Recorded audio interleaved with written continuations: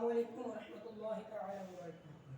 پیارے بچوں، جیسا کہ گزشتہ دنوں میں ہم لوگ نون ساکن اور تنوین کے قاعدے کو پڑھ چکے ہیں کہ نون ساکن اور تنوین کے 4 قاعدے تھے: اظہار، ادغام، اخفاء، اطلاق۔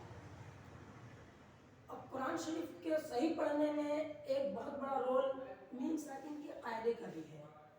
تو میم ساکن کے 3 قاعدے ٹوٹل ہوتے ہیں، اس میں نون ساکن نہیں آتے ہیں، ڈائریکٹ میم ساکن ہوتے ہیں۔ تو میم ساکن کے 3 قاعدے ہیں۔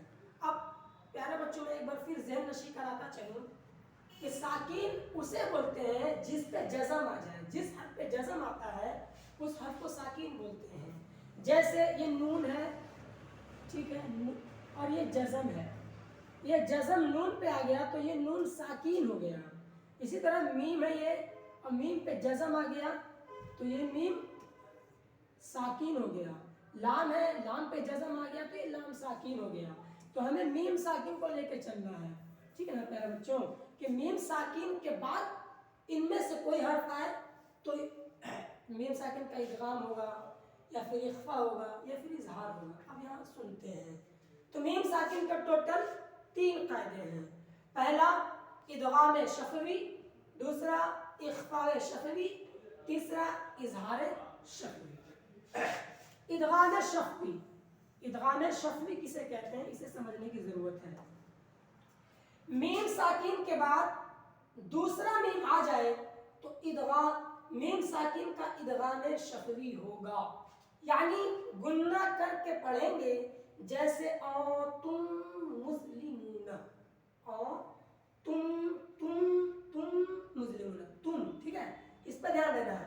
یہاں پہ ہمارا ادغام شفوی ہو رہا ہے، تم ہے، اور میں اخفاء ہو رہا ہے، وہ اخفاء کا قاعدہ نون ساکن کا قاعدہ لگے گا وہاں۔ تو ہمیں یہاں دیکھنا ہے تم مسلمون، یعنی گننا کر کے پڑھیں گے۔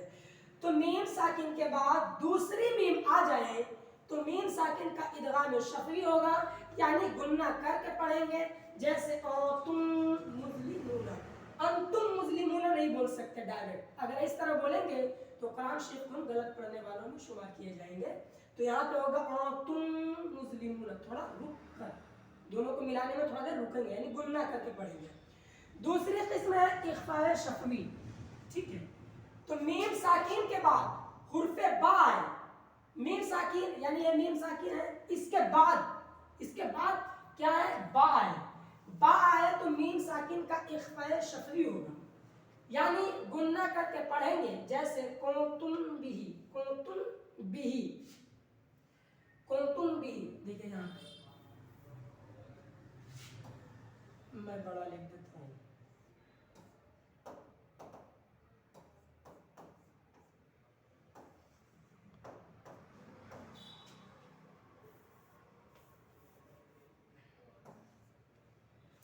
میم ساکن یہ ہے، ٹھیک، میم ساکن کے بعد بے، با ہے، یہاں بول دیجیے کہ میم ساکن کے بعد حرف با آ جائے تو میم ساکن میں اخفاء شفوی ہوگا، یعنی گننا کر کے پڑھیں گے، جیسے کنتم بھی۔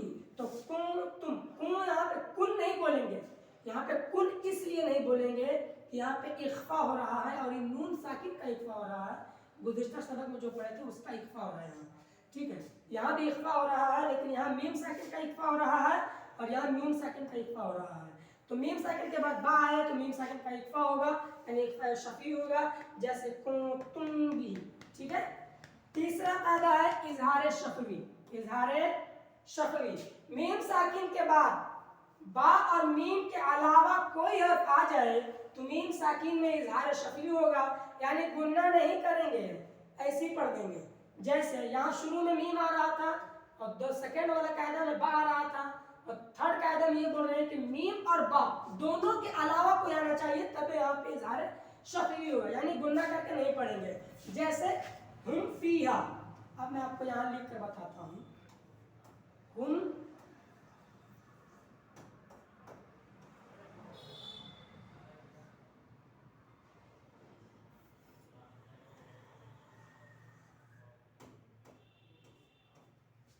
فیہا، ہم فیہا، ہم فیہا، ڈائریکٹ کو ظاہر کر کے پڑھیں گے، یا ہم فیہا یا ہم فیہا، اس طرح رک کر نہیں پڑھ سکتے، اس میں جو लिखा हुआ इजहार, इजहार बोलते ही है उसे जिसको जो हर्फ लिखा हुआ उसको पूरे तौर पे जाहिर कर देने को इजहार कहते हैं।